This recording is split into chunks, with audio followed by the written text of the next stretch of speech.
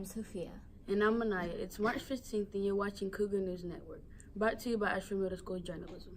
Next week, it looks like warm weather in the 50s and 60s with a slight chance of rain throughout the week. Looks like spring might finally be here.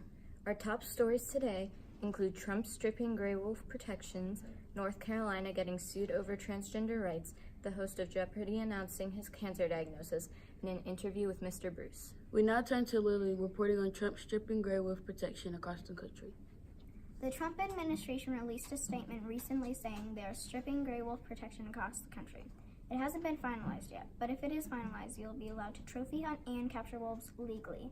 The proposal would remove federal protections for all gray wolves, with the exception of Mexican gray wolves. According to endanger.org, there were once up to 2 million gray wolves living in North America, but the animals have been driven to near extinction.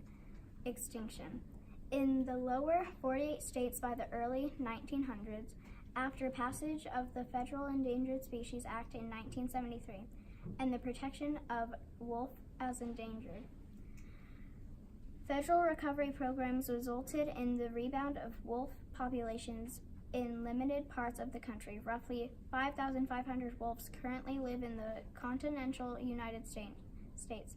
A fraction of the species' historic numbers. Without the protection afforded by the Endangered Species Act, gray wolves would never have recovered in the places where they are now, said the executive director of the Endangered Species Coalition. By removing protections across the country, the Trump administration is essentially abandoning all efforts to restore this iconic American species to millions of acres of wild habitat. And now back to the studio. Thanks, Lily.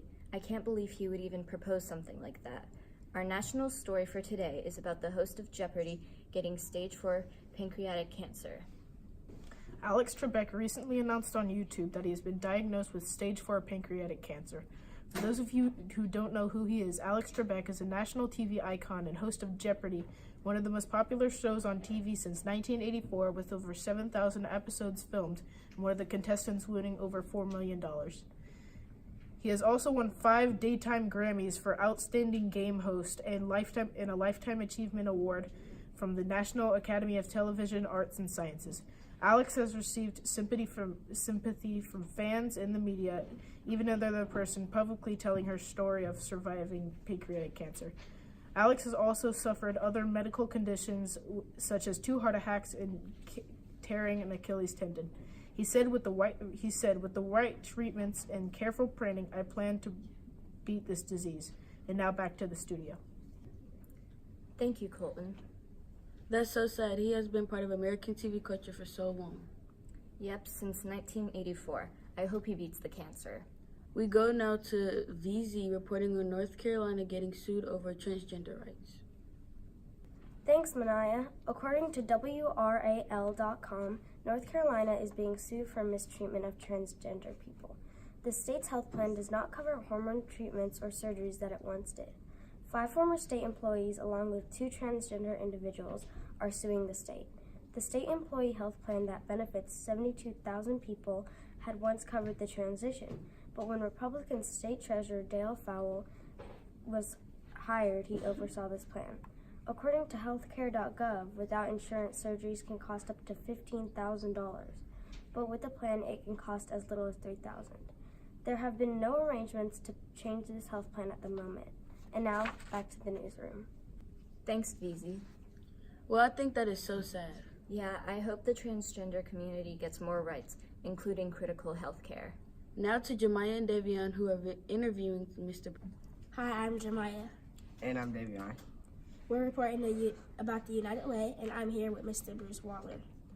What is your job here at school? So my job, I am the community school coordinator. Pretty much my job, and sure I can explain it in so many different ways, but what I tell the people, like if they don't know what I do, is like my job is to connect the school to the community and the community to the school.